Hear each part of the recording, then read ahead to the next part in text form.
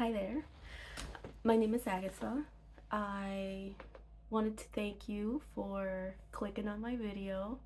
If you're here, it's because probably you're engaged or, thinking of getting married and you're like me, you're obsessed with crochet or obsessed with knitting, whatever it is, and you want to try to make your own dress.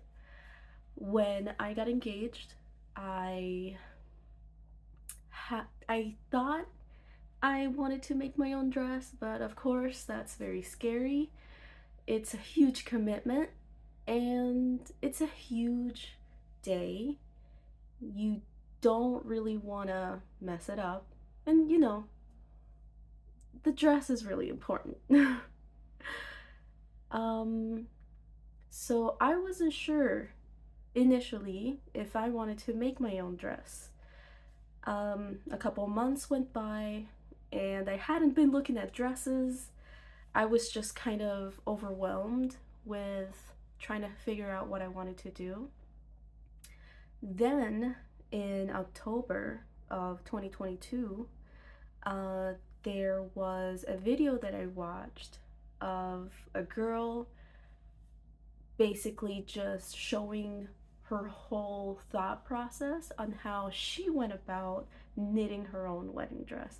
And I don't want to try to say her name because I will butcher it, but I'll put it somewhere around here. I don't know, whatever. And that gave me the inspiration to just go with it. I'm gonna make my own dress. And that, at the moment that I decided that at that point of time in October, we were 7 or 8 months away from the wedding day. So it was the perfect amount of time to go with it and make my own dress. So what I wanted to do today was just show it to you guys. I have my Ravelry page. This is what I used to keep track of my ideas, my thoughts, my measurements, everything is in my Ravelry page, so I'll put it in the description. Again, this is almost like a journal in my Ravelry page, so you may not be interested in reading the whole thing, but if you want to read the whole thing, go for it. So I'm gonna show you now my dress.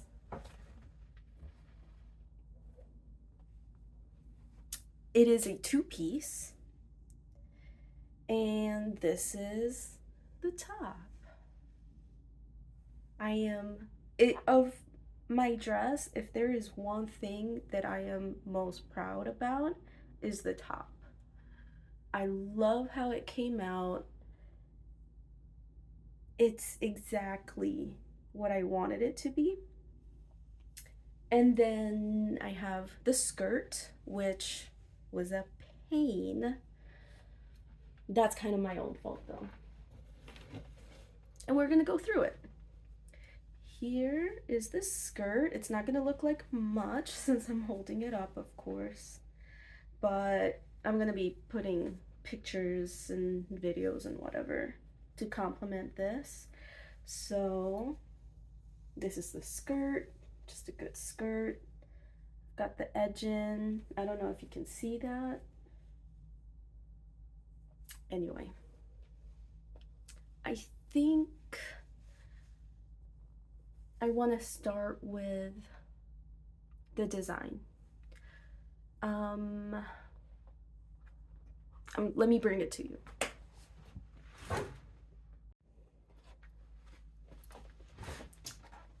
So I actually don't know where I have the physical drawing. I think I must have stored it somewhere for safekeeping, but I know I have a picture, so I'll just put it here, or I'll figure it out. So when I decided that I wanted to make my dress, I went online and looked and searched. I spent so much time trying to figure out, first of all, what do I want my dress to look like? Because at that point of time, again, I was so overwhelmed with the idea of, what do I want to look like on my wedding day? I didn't even know what I wanted my dress to look like.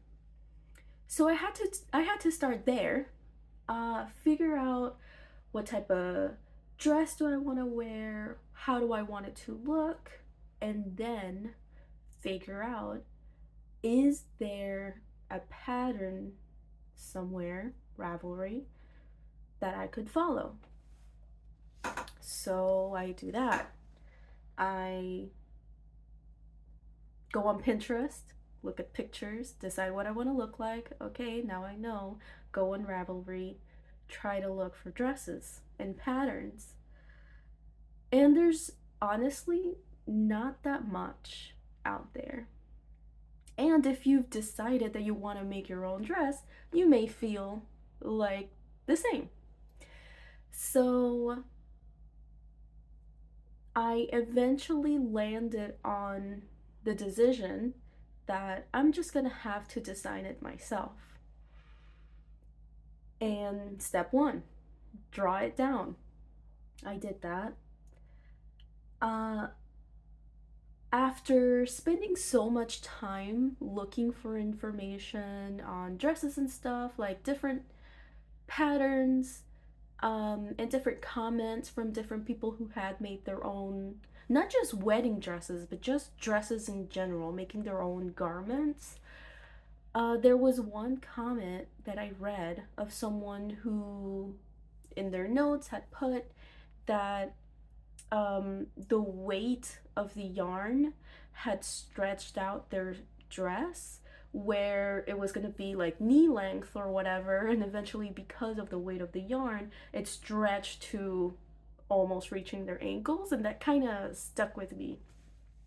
So I decided pretty early on that I wanted it to be a two-piece, so that if anything is gonna stretch, it would just be the skirt and not the top. So I drew that down. I knew I wanted the focal point of my dress to be at the top. And I had this idea of having a fuzzy yarn, have it be a little bit fuzzy on the top, because I got married in May, and where I live, there's no way of knowing if it's gonna be cold or if it's gonna be hot. So I knew that I wanted the top to be a little bit fuzzy, just in case if it is a little bit of a colder day, at least the fuzziness can, I don't know, make me feel a little warmer maybe. So I went through several different patterns that I wanted to use as inspiration. I started with one that had like a pineapple pattern. Eventually I decided, you know what, I don't actually like the pineapple stitch. I don't want that on my dress. So I started looking, okay, what can I use as a base for the top? And I landed on the Springblossom, what's it called? The Springblossom shawl. I had this idea where I can just use the stitch to make it into a top. Why not? No one's stopping me. No one's stopping you from doing whatever you want to do with your dress. I landed on the Springblossom shawl, and I love the lacy look of it. So I got started, measure. Okay, so this is what I did. I measured the widest part of my bust, and I wanted it to reach my waist, so I measured my waist as well. Divide that by 4, and that fourth is gonna be the width of a single panel. That's what I call them. So crochet the panel, and I just kind of winged it. I just started crocheting from where I kind of wanted it to start all the way to the back here. I made 2 of those, and eventually I figured out, you know, the shawl naturally has a wavy edge or border to it, and it would have been very difficult to tie them at the front where like the edges are just a straight seam. So I decided to overlap them, and that's it. Which did mean that I did need to crochet them a little bit longer, so I did that. And another thing that I want to add is that I was trying really hard to lose weight leading up to the wedding. So when I was done with the 2 panels for the front, I didn't finish it off immediately. I blocked it, I tried it on, put some temporary single crochets in there just to keep it together, and left it there, or left it like that, because I knew that closer to the day of the wedding, I wanted to readdress, does this fit well? Do I need to take it in or make it wider? I don't know. I'm trying to lose weight. I might gain weight. Who knows? We are 7 months away from the wedding. Anything can happen. So I left it at that. And now I went on to the skirt. And the skirt was pretty complicated, I'll say. Probably because I had never done a skirt leading up to that point. I had tried to crochet my own garments before then, but I was never happy with how they came out, so I would just not keep working on them, and go to the whip pile. I could not do that with this one, though. I had to see it through, of course. We're only a few months now from the wedding. I made the decision I need to stick to it. So I started with the skirt. Before I go into this whole rambling on the process of the skirt, I think I want to give some advice first in case anyone is not actually interested in listening to my rambling and just wants the advice piece. I will say, first of all, allow yourself time to fail. If something goes wrong, or you don't like the way that it looks, or whatever, give yourself time to be able to figure it out. A full-length skirt obviously takes a very long time to do. It took me months. It took me so long. And if I hadn't started when I started, I wouldn't have been able to finish it. Or maybe I could have, but it would have been miserable. And no one wants to be miserable, especially leading up to their wedding. It's stressful enough. Don't give yourself more stress. Second, I was able to make my skirt without having ever made a skirt before. So I'm not gonna try to say that you can't do it. Of course you can. But really try to study, I'll say, watch videos, look at patterns, read comments, read blogs, anything that you can do to give yourself a better idea on what you need to do to make this a successful project. Third,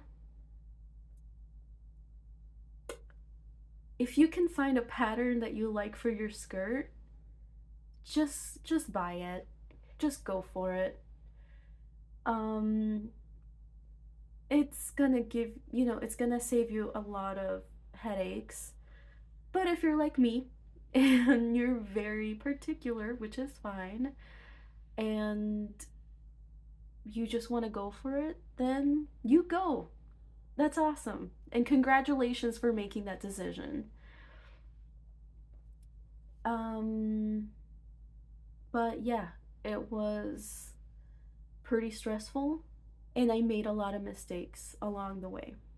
So hopefully this can help other people out there. Anyway, enough of that. Let's get started on why this skirt was such a big headache. So again, I was in the process of losing weight. I knew I wanted to lose quite a bit of weight leading up to the wedding. And I actually lost about 15 pounds. So it's good, I think, that I started the way that I did, or that I used the inspiration that I did to make the skirt. But in the end, I just don't like my execution. I decided that I wanted to have an opening to the dress. So basically not a one-piece skirt. I wanted it to have an opening, basically a slit, that would go, so the skirt would start at my waist, and I wanted the slit to just be there, not just so that I could get in and out of the skirt easily, but also so that when we're close to the wedding and the skirt is done and whatever, I could really tighten it to be form-fitting. And I decided to use as inspiration, I did not follow the pattern. I decided to use as inspiration this pattern called, I don't have it in front of me, whatever, I'll put it up somewhere around here. And I made some measurements, right? I figured out that if I wanted the slit to go from the beginning of the skirt, which is my waist, all the way down to the widest part of my hips, I would need to increase by 12 double crochets by every inch. So I'm working on it. I am increasing on both sides of the slit. I don't know if there's a better way to describe it, but whatever, that's what I'm calling it. So 3 weeks go by, almost a whole month. I'm 5 inches in, and I start to realize that this is really big, like this is really wide. And I figured out eventually that instead of increasing by 12 stitches per inch, I was increasing 18 stitches per inch. So this thing grew way more than it needed to. And at that point, I didn't want to undo all of my work, so I just kept going. And I'm thinking, okay, I'll just power through it and make it work. But eventually, I don't know at what the length was at that point, but it was several inches of work at that point, and I just couldn't do it anymore. It looked way too ugly. I could feel that I was just wasting yarn on all of this fabric that I wasn't gonna use anyway, and I had to undo it all. And I'm really glad that I did undo it all.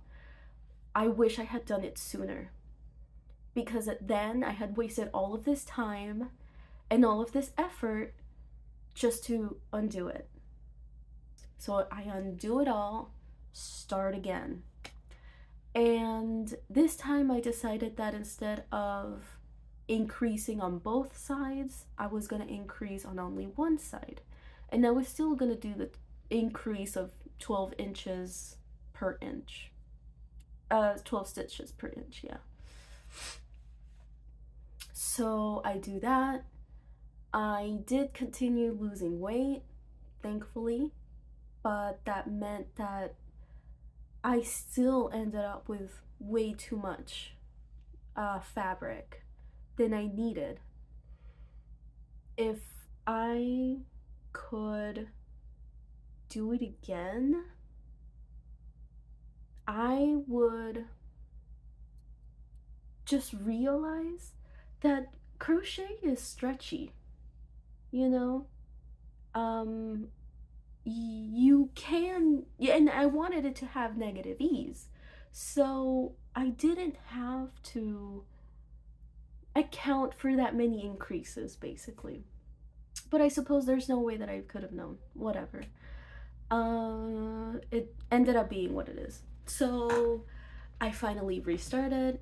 I made it to the, I wanted my skirt to make it to kind of to the middle of my thighs before I would start on some sort of, some sort of pattern, something more than just double crochets all over.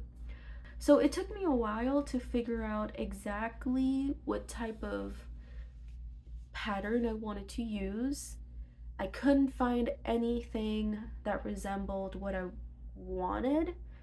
So again, I found a pattern for something completely different and I just made it work for my skirt. I came across a collar pattern. It's called Garden Collar, and it's a pretty simple pattern where it increases and it's got this beautiful edging at the end. I knew that I can just add more rows to this pattern to make it as long as I want and as wide as I want. And I love the edging. I want that edging for the bottom of my dress. So that's what I went with. And that's what I did. Honestly, the toughest thing about the whole skirt situation was the stupid slit. I hated it, at the end of it, when the skirt is done all the way down. The bane of my existence was the stupid slit. When the skirt was almost done, or whenever I would try the skirt on, I would try to close it, and every time I would do that, well, I was starting to stretch it, not long-wise, but, to the sides. And whenever I would overlap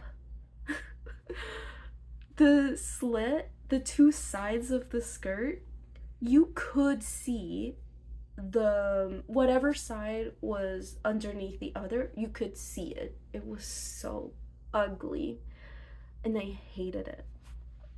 Thankfully, in the beginning of the year, I learned about a yarn store that's relatively close to where I live that were doing social hours. So I started going, and that was a really good time. And I'm so grateful that I started going to those, because the guy that works at the store that was hosting the social hours, he is super knowledgeable, years of experience, already had experience like making his own like garments and costumes and everything, and he was able to give me some excellent advice on what to do about the skirt. And when I was telling him how much I hate this stupid slit, it's so ugly, I wish I could just cut it off, he said to me, well, why don't you cut it off? I have a serger machine. We could just sew the two sides together, and the serger machine is gonna cut off the excess. That was just a lifesaver. So that's what we did. I took the skirt. I'm gonna show it to you. I took the skirt to his house and we cut off the excess. So this is the front. You may or may not be able to see it. You probably can. You can see it right here. So we were able, it's so ugly, okay? But no one's gonna see this. No one saw it.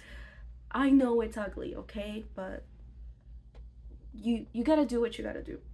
So this is how it ended up. Hopefully you can see it. Yeah, we just sewed it together. It cut off the excess, and basically, if you can see the blue thread, that's what I used to sew down.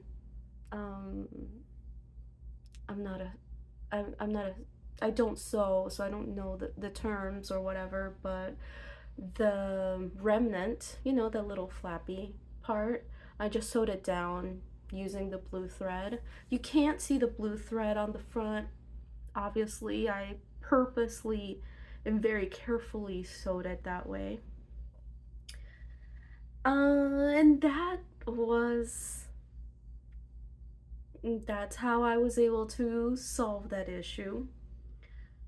The negative, or the thing that I didn't account for, was making sure that the seam was straight.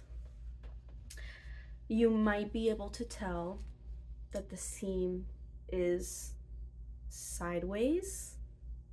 I definitely noticed, and I had to come up with a lot of different ideas to figure out how to hide that. And I'll get to that.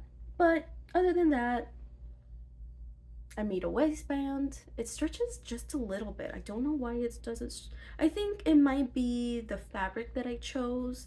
So what I did was I got this piece of fabric. I don't know the terms. You can see a little bit of makeup or something. I sewed it at the bottom, put in the elastic waistband, and then sewed the fabric on top. So you can't see, if you try really hard, you can see the elastic waistband through the crochet stitches, but no one can see the elastic. You can't see the elastic, you can't see this. It looks hideous. No one's gonna see that, so give yourself some grace too. So yeah, this stretched just enough for me to be able to put it on. What else can I say? The seam that was left from the slit is so crooked. It's so sideways. And I try to come up with so many ways to hide it because it's so noticeable. And maybe I could have hid it with my why can't I think of the word right now? Whatever, the thing that you put on your head. I'll think of the word. The veil. Maybe I could have hid it with the veil, but my veil only reached my hips. And this seam goes from the waist down to the widest part of my hips. It's very noticeable. And actually, my veil didn't reach my hips, it reaches my waist. So I came up with ideas on, okay, well, I guess I gotta make a train. I'll make the train.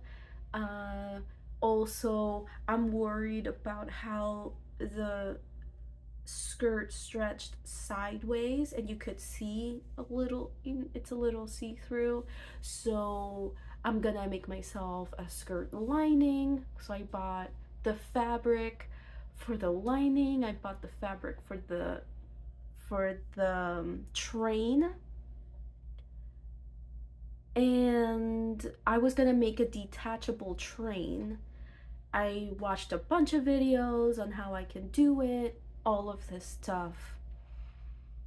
Eventually, instead of making a skirt lining, I decided, I did lose a lot of weight. I'm still not super happy with my muffin top because that's really what it is.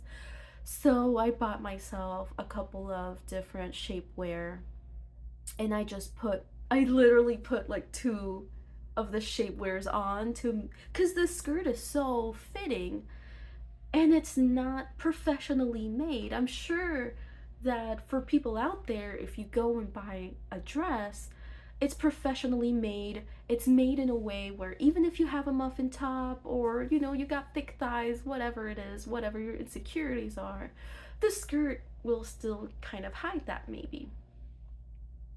This is not the case with this. You can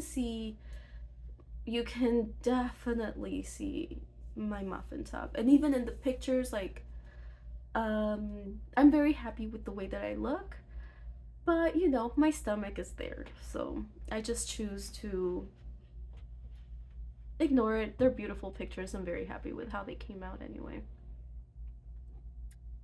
Sorry.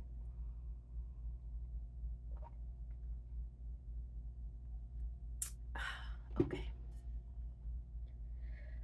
I decided instead of doing a skirt lining, I was gonna wear shapewear anyway. So I just went with shapewear that's similar enough to my skin tone, and I went with that. And regarding the trim, or the train, and the seam, I figured out that if I put on the skirt in a way, instead of having the seam on the back, I had the seam on the side. And that way, because my hips are so wide, they do hug my hips, I can just kind of maneuver the skirt, move it in a way that the seam looks straight. And I told myself, okay, I'll just put it on the side. That's not, when I'm getting married and we're at the altar, I'll just have it on my left side so that people cannot see the seam. And then when we're taking pictures, I'll just not take pictures with that side showing. I ended up forgetting all about that. The picture still came out great, so it still ended up being fine. But I was able to figure out a way to make the seam look straight and almost imperceptible. And then that was it. I finished the skirt. Let's see. The top took me a month. It was very quick. I didn't even talk about the yarn that I used. I used KnitPicks Luminance lace. It's 100% mulberry lace, silk. I'm sorry. Mulberry silk. It's beautiful. And I had it on the bare, so without any dyeing. I chose bare because I wanted my skirt to be like a pearly white, and this is a beautiful, beautiful pearly white. The skirt is using double stranded of the Luminance lace. It's so beautiful, the pearly white. I don't know if the camera is able to really capture it, but I love the way that it looks. I used for the skirt, I used a 3.5 millimeter crochet hook, and I honestly enjoyed crocheting with it so much. I loved crocheting with Luminance lace. It was great. And because it's their the bare uh, yarn, it's cheaper to buy the 100-gram skein or hank. So it ended up being great. I bought a total of 10 skeins of yarn, and I would buy as I went. You can kind of tell in the pictures that there's a point of in the skirt where you can see the tone differences in the yarn, but whatever. No one notices but you, okay? And maybe other crocheters and knitters, but whatever. The skirt took me about, well, if you consider the first piece that I had to undo and then redo, that was like a month. This would have taken me from December through May. So yeah, it took me 6 months, or between 5 and 6 months, to make the skirt. Not just make it, but also decide what do I want it to look like, the pattern, all that stuff. All of that is included in that time frame. So yeah, KnitPicks Luminance lace in bare. I used maybe 6 hanks of the 100 grams, 6 or 7. I didn't really keep track very well on how many I used because I would just buy as I went. And I love it. I mean, the yarn itself is beautiful. It has a little bit of a fuzziness to it. Well, I mean, I already wore it, so yeah, there's a little bit of fuzziness at the bottom. But even throughout, yes, there is a little bit of fuzziness to it, but I didn't hate that. I like it. Now, the top took me a month to make. I used Luminance lace and a mohair that I just bought at Webb's, I think, Berroco Ariel. I used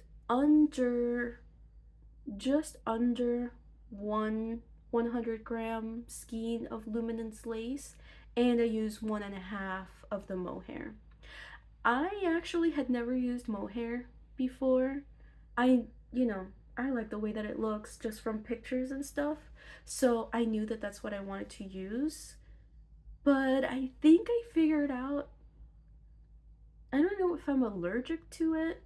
I don't think I'm allergic to it. I think that the issue is that the hairs just kind of fall out as you're working it. And I think I was kind of breathing that in, and it was making me almost feel like I had a cold because I would have all of these like strands of mohair like in my throat and in my nose, and it's like itchy like on my, like, yeah. So that was not great, but still I like the way that it looks. The silk with the mohair looks spectacular. It looks so pretty, and it really makes this lace pattern look so good. Like the silk, you get the definition of the lace using the silk, and then the mohair just fills in all of these gaps, or the lace, it makes it look very dreamy, and I love that. What else can I talk about the dress? That's basically it. It took me, so I actually started not in October. I misspoke. I started technically in September. The last day of September was when I drew my design. So I'm gonna start my count with September. So from September through May, I finished the skirt 1 week before the wedding. And I used up that entire time. I am extremely lucky and grateful that the person that I married is a really good cook, and that I don't have kids. And yes, I have pets, but they're cats. You don't have to walk them and take them out. You know, obviously, you gotta take care of your cats. But I was very lucky that I don't have like these huge responsibilities. You know, I'm not going to school. I work my job, which, you know, it's my 8 hours a day. After I'm done with my 8 hours a day, I got started with my dress. And I'm a serial whipper. I don't know what you want to call it. I have a lot of works in progress at a time, and I struggle a lot personally with finishing my projects. I forced myself to stick to one project, and this is the project that I'm working on. I am not deviating from it. I cannot work on anything other than my dress. And still, working on it basically every day. I finished it 1 week before the wedding. So yeah, it's a lot of effort. It can be a headache, but it is so worth it. And I love the way that my dress looks. And it's gonna be something that I get to keep for the rest of my life. People already normally, I suppose, keep their wedding dresses. Depends on the culture, of course, but I can feel happier knowing that the dress that I get to keep for the rest of my life, I made it. Yeah, I'm very happy with my dress. And I know that if you are still here, it's because you are also dedicated, decided, convinced that this is what you want to do too. Go for it. Do it. You can do it. Yes, you can. But if you want to start, you gotta start now if you haven't started yet. That's my biggest advice that I could give anyone that wants to make their dress. If there's anything else that I forgot to cover, I'll put it in the description. Go check out my Ravelry page if you want to. And yeah, I hope you enjoyed this video. Thank you for watching this whole thing, if you're still here. And I'll see you on the next one. Bye.